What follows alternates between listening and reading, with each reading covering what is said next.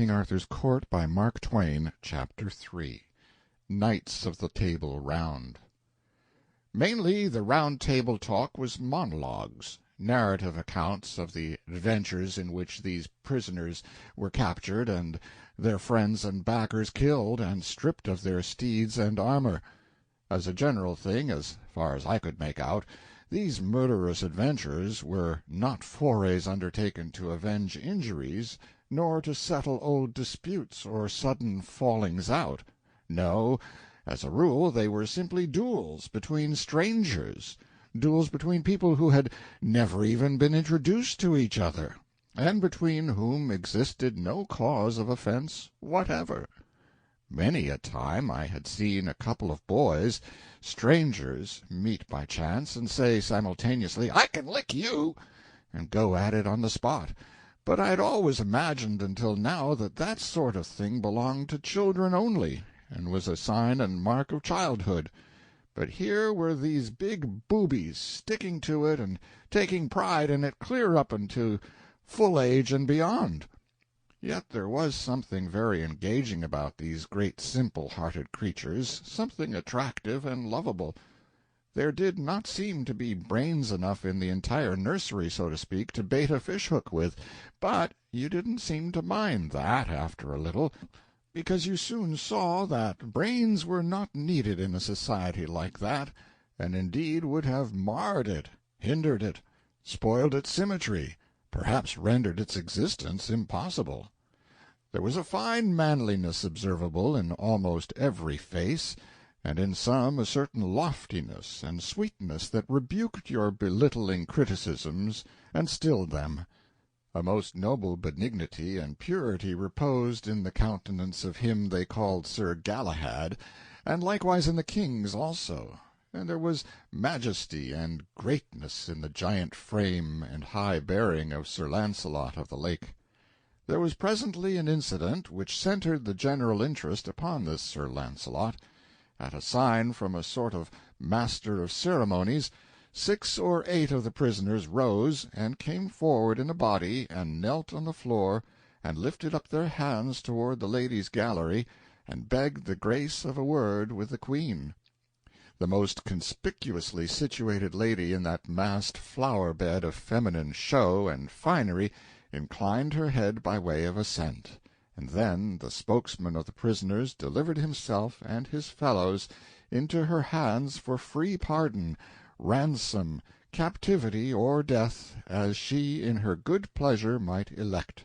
And this, as he said, he was doing by command of Sir Kay, the seneschal, whose prisoners they were, he having vanquished them by his single might and prowess in sturdy conflict in the field.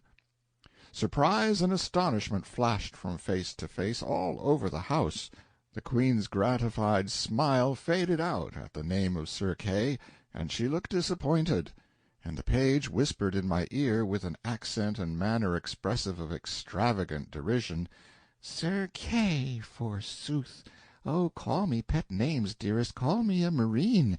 In twice 1,000 years shall the unholy invention of man labor at odds to beget the fellow to this majestic lie." Every eye was fastened with severe inquiry upon Sir Kay, but he was equal to the occasion. He got up and played his hand like a major, and took every trick. He said he would state the case exactly according to the facts. He would tell the simple, straightforward tale, without comment of his own.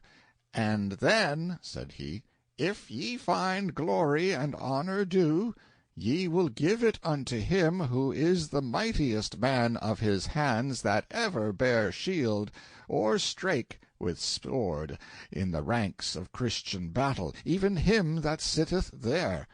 And he pointed to Sir Launcelot. Ah, he fetched them. It was a rattling good stroke.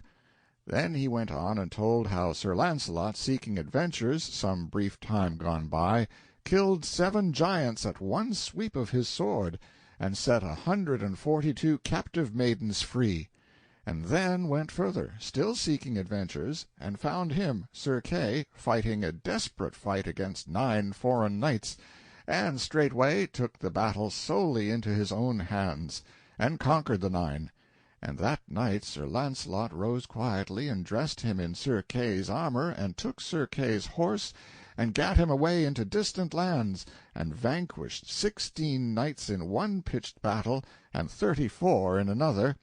And all these and the former 9 he made to swear that about Whitsuntide they would ride to Arthur's court, and yield them to Queen Guinevere's hands as captives of Sir Kay the seneschal, spoil of his knightly prowess.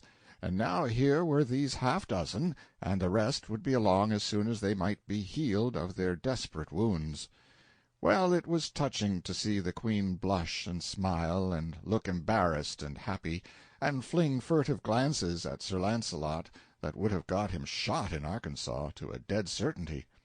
Everybody praised the valor and magnanimity of Sir Launcelot, and as for me, I was perfectly amazed that one man all by himself should have been able to beat down and capture such battalions of practised fighters.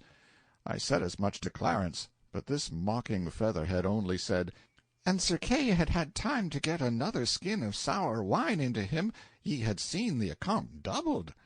I looked at the boy in sorrow, and as I looked I saw the cloud of a deep despondency settle upon his countenance. I followed the direction of his eye, and saw that a very old and white-bearded man, clothed in a flowing black gown, had risen and was standing at the table upon unsteady legs, and feebly swaying his ancient head, and surveying the company with his watery and wandering eye. The same suffering look that was in the page's face was observable in all the faces around, the look of dumb creatures who know that they must endure and make no moan. "Marry, we shall have it again," sighed the boy. "That same old weary tale that he hath told 1,000 times in the same words, and that he will tell till he dieth, every time he hath gotten his barrel full, and feeleth his exaggeration mill a-working. Would God I had died or I saw this day." "Who is it?" "Merlin, the mighty liar and magician. Perdition singe him for the weariness he worketh with this one tale. But that men fear him for that he hath the storms and the lightnings, and all the devils that be in hell at his beck and call, they would have dug his entrails out this many years ago to get at that tale and squelch it. He telleth it always in the third person, making believe he is too modest to glorify himself. Maledictions light upon him, misfortune be his dole. Good friend, prithee call me for evensong." The boy nestled himself upon my shoulder and pretended to go to sleep. The old man began his tale, and presently the lad was asleep in reality. So also were the dogs, and the court, the lackeys, and the files of men-at-arms. The droning voice droned on. A soft snoring arose on all sides, and supported it like a deep and subdued accompaniment of wind instruments. Some heads were bowed upon folded arms, some lay back with open mouths that issued unconscious music. The flies buzzed and bit unmolested, the rats swarmed softly out from 100 holes, and pattered about, and made themselves at home everywhere. And one of them sat up like a squirrel on the king's head, and held a bit of cheese in its hands, and nibbled it, and dribbled the crumbs in the king's face with naive and impudent irreverence. It was a tranquil scene, and restful to the weary eye and the jaded spirit. This was the old man's tale. He said, "Right so the king and Merlin departed, and went until an hermit that was a good man and a great leech. So the hermit searched all his wounds, and gave him good salves. So the king was there 3 days, and then were his wounds well amended, that he might ride and go, and so departed. And as they rode, Arthur said, I have no sword, no force. Footnote from M.T. No matter. Said Merlin, Hereby is a sword that shall be yours, an I may. So they rode till they came to a lake, the which was a fair water and broad, and in the midst of the lake Arthur was ware of an arm clothed in white samite, that held a fair sword in that hand. "Lo," said Merlin, "yonder is that sword that I spake of." With that they saw a damsel going upon the lake. "What damsel is that?" said Arthur. "That is the Lady of the Lake," said Merlin, "and within that lake is a rock, and therein is as fair a place as any on earth, and richly beseen, and this damsel will come to you anon, and then speak ye fair to her that she will give you that sword." Anon withal came the damsel unto Arthur, and saluted him, and he her again. "Damsel," said Arthur, "what sword is that yonder the arm holdeth above the water? I would it were mine, for I have no sword." "Sir Arthur King," said the damsel, "that sword is mine, and if ye will give me a gift when I ask it you, ye shall have it." "By my faith," said Arthur, "I will give you what gift ye will ask." "Well," said the damsel, "go ye into yonder barge, and row yourself to the sword, and take it and the scabbard with you, and I will ask my gift when I see my time." So Sir Arthur and Merlin alight, and tied their horses to 2 trees, and so they went into the ship, and when they came to the sword that the hand held, Sir Arthur took it up by the handles, and took it with him. And the arm and the hand went under the water, and so they came unto the land, and rode forth. And then Sir Arthur saw a rich pavilion. "What signifieth yonder pavilion?" "It is the knight's pavilion," said Merlin, "that ye fought with last, Sir Pellinore. But he is out, he is not there. He hath ado with a knight of yours, that hight Egleme, and they have fought together, and at the last Egleme fled, and else he had been dead, and he hath chased him even to Corleon, and we shall meet with him anon in the highway." "That is well said," said Arthur. "Now have I a sword, now will I wage battle with him, and be avenged on him." "Sir, ye shall not so," said Merlin, "for the knight is weary of fighting and chasing, so that ye shall have no worship to have ado with him. Also he will not lightly be matched of one knight living, and therefore it is my counsel, let him pass. For he shall do you good service in short time, and his sons after his days. Also ye shall see that day in short space ye shall be right glad to give him your sister to wed. When I see him I will do as ye advise," said Arthur. Then Arthur looked on the sword, and liked it passing well.